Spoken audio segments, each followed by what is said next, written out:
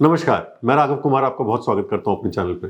सोचिए, पिछले एक साल में इंडियन मार्केट्स में जितने झटके लगे, US tariffs, weak earnings, currency pressure, consumption slow down, उतने ही अब मेगा ट्रिगर्स भी रेडी हैं जो इंडिया के नेक्स्ट बुल रन को किक स्टार्ट कर सकते हैं। आज की वीडियो में हमें समझना है कि कौन से वो की ट्रिगर्स हैं जो 2025 और 26 में बहुत ज्यादा इंडियन मार्केट्स के बुल रन को कंट्रोल कर सकते हैं। एक बहुत इंपॉर्टेंट अपडेट है आरबीआई पॉलिसी की, जिसने 100 बीपीएस से रेपो रेट कट किया, 150 बीपीएस से सीआरआर कट किया, इन्फ्लेशन 8 साल के निचले स्तर पर आ गया। FY 26 में एस्टीमेट है कि जीएसटी 2.0 से करीब 1.5 लाख करोड़ रुपए का कंजम्पशन बूस्ट मिलेगा। जीडीपी FY 26 में 6.8% जा सकती है और FY 27 में 6.6% से ग्रो कर सकती है। अब बारी आती है रियलिटी चेक की। पिछला साल अगर देखा जाए तो वैल्यूएशन स्ट्रेस थी, अर्निंग्स स्लगिश थी, कंजम्पशन वीक था, रुपया काफी प्रेशर में था और यूएस टैरिफ शॉक्स लग रहे थे, जिन्होंने कुल मिलाकर के एक नेगेटिव सेंटीमेंट क्रिएट किया था। लेकिन पिक्चर अब बदल रही है और वही अगला बुल रन डिफाइन कर सकती है।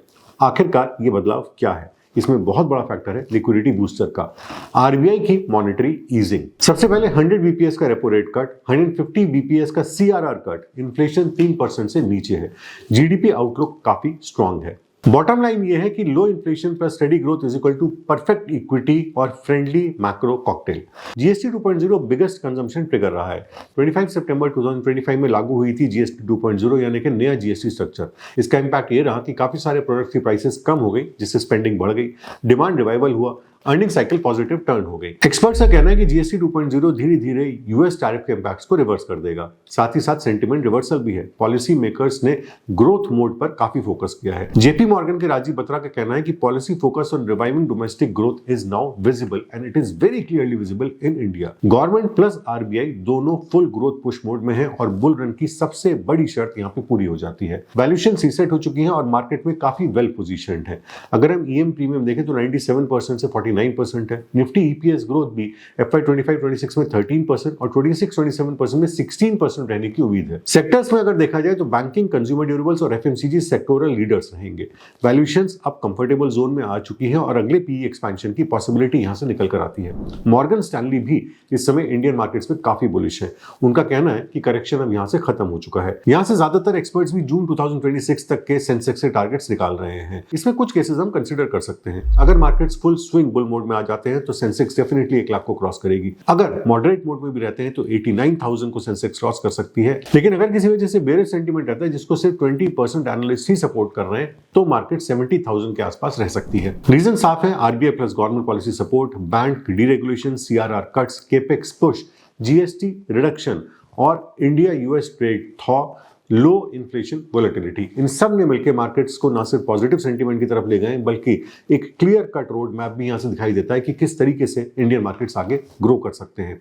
मॉर्गन स्टैनली के हिसाब से high growth plus falling rates is equal to higher PE. Goldman सैक्स ने भी ओवरवेट अपग्रेड किया है। Nifty target by June 2026 end तक 29,000 के अंदाजे लगाए जा रहे हैं। बट निफ्टी में इतनी बुलिशनेस का क्या रीजन है? अब तक जो भी पॉइंट्स हमने डिस्कस करे हैं, जैसे कि आरबीआई का जो लिक्विडिटी पुश है, जीएसटी कट है, साथ ही साथ फिस्कल कंसोलिडेशन भी स्लो हो चुका है, अर्निंग स्टेबलाइज हो चुकी है। FY 25 के Q3 में ग्रोथ काफी स्ट्रॉन्ग दिखाई दे रही है और MSCI इंडिया प्रॉफिट ग्रोथ 2025 में 10% है, 2026 में 14% रहने की उम्मीद है। ये सारे फैक्टर्स मिलकर निफ्टी और सेंसेक्स दोनों को ही बुलिश जोन की तरफ ले जाते हैं। FII यानी कि फॉरेन इंस्टीट्यूशनल इन्वेस्टर्स की ओनरशिप की भी बात करी जाए तो वो 20 ईयर लो पे आ चुकी है और ये हिस्टोरिकल ट्रिगर हो सकता है एक बिग रैली का। अगर FII होल्डिंग 20 ईयर लो होने के बाद भी मार्केट स्टेबल है या बुलिश मोड में आ सकते हैं तो यहां से दो बातें निकल कर आती हैं। पहली बात कि FIIs के इन्फ्लोज वापस नहीं लौटेंगे, इसका मतलब है कि डोमेस्टिक और रिटेल इन्वेस्टर्स ने पूरी तरीके से मार्केट को संभाल लिया है और जब भी ये FII इन्फ्लोज वापस लौटेंगे तो ये एक नेक्स्ट बुल रन को बहुत तेजी से ट्रिगर कर सकता है। कुछ एनालिस्ट का कहना है कि 2026 के फर्स्ट हाफ में ही निफ्टी 30,000 क्रॉस कर सकती है। इतनी बुलिशनेस का क्या रीजन है? Strong earnings, margin expansion, volume recovery, GST plus low cost is equal to big consumption boost. FY 26 के सेकंड हाफ में फर्स्ट हाफ से भी ज्यादा मजबूत अर्निंग्स टेलविंड्स रहने की उम्मीद है। आखिर निफ्टी पे इतनी बुलिशनेस के क्या रीजंस हैं? मेन रीजंस आते हैं strong earnings, margin expansion, volume recovery और लो कॉस्ट प्लस जीएसटी 2.0 से मिलकर कंजम्पशन को काफी बड़ा बूस्ट मिला है। सेकंड हाफ में भी फर्स्ट हाफ के मुकाबले मजबूत अर्निंग टेलविंड्स रहने की उम्मीद है। अब सवाल आता है कि इसके अलावा और कौन से ग्रोथ ड्राइवर्स हो सकते हैं। सबसे पहला आता है बिजनेस फंडामेंटल्स की स्ट्रेंथनिंग, जिसमें higher growth spending, margin expansion और वॉल्यूम ग्रोथ एक्सेलरेशन शामिल है। पॉलिसी सपोर्ट भी इसमें पीछे नहीं है। डायरेक्ट टैक्स सेविंग्स की अगर बात की जाए तो 12 लाख रुपए तक हर इंडिविजुअल बचा सकता है।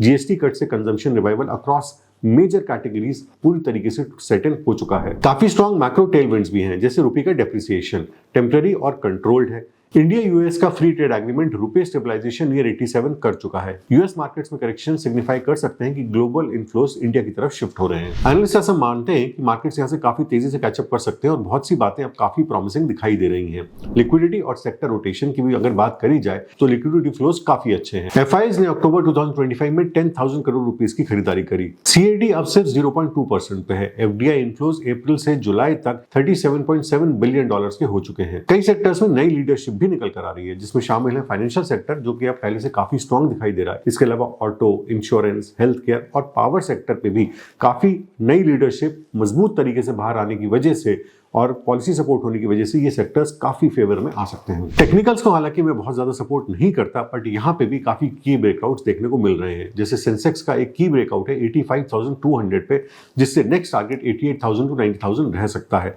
निफ्टी भी अगर 26,300 के ऊपर सस्टेन करता है तो 27,000 का टारगेट बहुत दूर नहीं है। हिस्टोरिकली अगर देखा जाए तो बुल मार्केट सिर्फ एक फॉर्मूले को फॉलो करते हैं, reforms plus liquidity plus earnings is equal to bull run. अब बात करते हैं कुछ पुरानी साइकिल्स की। अगर हिस्टोरिकली हम इस बात को समझना चाहते हैं तो किस तरीके से बुल और बियर मार्केट्स का आपस में इंटरप्ले रहता है। सबसे पहले बात करते हैं 1991 और 92 के टाइम की, जब लिबरलाइजेशन आई थी। 2003 से 2008 तक इंफ्रास्ट्रक्चर बूम रहा है। 2014 से 70 तक पॉलिसी स्टेबिलिटी, 2020 से 21 तक लिक्विडिटी की वेव आई थी, जिन्होंने इन टाइम्स में बुल मार्केट्स को ट्रिगर किया है। अलग अलग ब्रोकरेज हाउसेज ने सेंसेक्स के अलग अलग टारगेट्स दिए हैं, जैसे कि मॉर्गन स्टैनली ने सेंसेक्स का 1 लाख का टारगेट दिया है बुल केस में। एक्सिस ने सेंसेक्स को 90,000 टारगेट्स दिया है। इनक्रेड ने सेंसेक्स को 92,000, HSBC 94,000 और गोल्डमैन सैक्स ने निफ्टी के लिए 29,000 का टारगेट रखा है। अगर इसका एक कंबाइंड व्यू लिया जाए और उसे कंसेंसस के रूप में कंसीडर किया जाए तो निफ्टी का 27,000 का टारगेट रियलिस्टिक दिखाई देता है। 29,000 निफ्टी पहुंच सकती है बुलिश केस में, और एक्सट्रीमली बुलिश केस में 30,000 भी हो सकता है, जहां से सेंसेक्स का 1 लाख का टारगेट भी काफी क्लियर और इजीली अचीवेबल हो सकता है बुलिश मोड में। एज इन्वेस्टर्स हमें अपने माइंडसेट को कंट्रोल करने के लिए अब तक के बिग बुल्स को स्टडी करना बहुत जरूरी है और उनसे भी विजडम लेना बहुत जरूरी है, जैसे कि झुनझुनवाला, रामदेव अग्रवाल, दमानी। ये सब है conviction plus discipline plus patience is equal to wealth वाले फॉर्मूले पे काम करने वाले लोग। स्मार्ट इन्वेस्टर्स के लिए क्या एक्शन प्लान हो सकता है? सबसे पहले फोकस करिए क्वालिटी पे, ग्रोथ पे और फेयर वैल्यूएशंस पे। रिसर्च बेस्ड स्टॉक्स में ही इन्वेस्ट करना चाहिए। लेवरेज को ऐसे केसेस में अवॉइड करना चाहिए, यानी कि बहुत ज्यादा लेवरेज पे इस समय काम ना करें। कंसिस्टेंट एसआईपी और एलोकेशंस रखें। किसी की बातों में आकर के अपने इन्वेस्टमेंट्स को मत रोकिए, अपनी एसआईपीज को मत रोकिए। अर्निंग्स ट्रेंड्स को काफी क्लोजली फॉलो करिए। फाइनली इंडिया का next bull run officially start हो चुका है। इस बुल रन को अगर आप क्लोजली स्टडी करेंगे या पुराने बुल रन्स को भी अगर आप क्लोजली स्टडी करेंगे तो सबसे पहले निफ्टी में आपको रिकवरी दिखाई देगी, यानी कि मेजर इंडेक्स में आपको रिकवरी दिखाई देगी। वो अपने ऑल टाइम हाई के ऊपर चलेगी, नए हाईस क्रिएट करेगी। उसके बाद लार्ज कैप्स में एक जनरल रैली आएगी which will be followed closely by mid cap rally, और जब बुल रन पूरी तरीके से सेट इन हो जाएगा तब स्मॉल कैप और माइक्रो कैप में एक मेजर रैली दिखाई देती है।